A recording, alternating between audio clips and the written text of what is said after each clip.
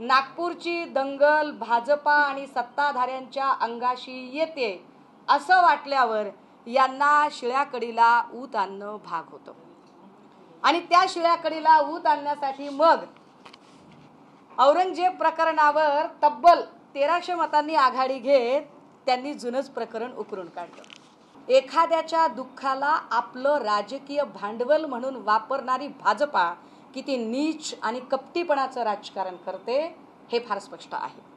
हे इतकं नीच आणि पाताळयंत्री राजकारण करणाऱ्या भाजपापासून या लेकराच्या आईवडिलांनी सावध राहिलो पाहिजे की तुमच्या लेकराला न्याय देण्यासाठी नाही तर तुमचा वापर करून स्वतःची राजकीय पोळी भाजून घेण्याचा वापर इथं गलिच्छ भाजपा करत आहे। मला वाईट वाटतं या गोष्टीचं की खरंच कुणाच्याही घरातलं लेकरू असं जाऊ नये आणि तसं जात असेल तर हे दुःख आहे। या दुःखावर या लेकराच्या आईने स्पष्टपणे सांगितलं की आमचं काही म्हणणं नाहीये, पण तरी सुद्धा या सगळ्यांच्या संबंधाने वडिलांनी काही तक्रार करायची ठरवली।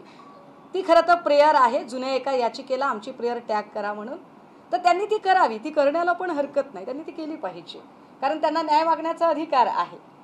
परंतु एखाद्याच्या दुःखाला आपलं राजकीय भांडवल म्हणून वापरणारी भाजपा किती नीच आणि कपटीपणाचं राजकारण करते हे फार स्पष्ट आहे।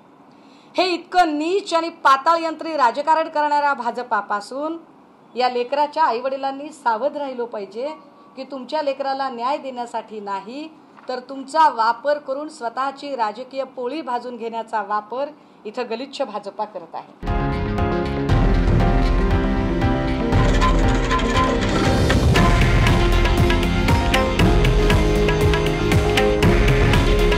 हे आहे देशातील नंबर 1 न्यूज नेटवर्क आणि आपण पाहत आहात TV9 मराठी। काळजी तुमची, हित महाराष्ट्राचं।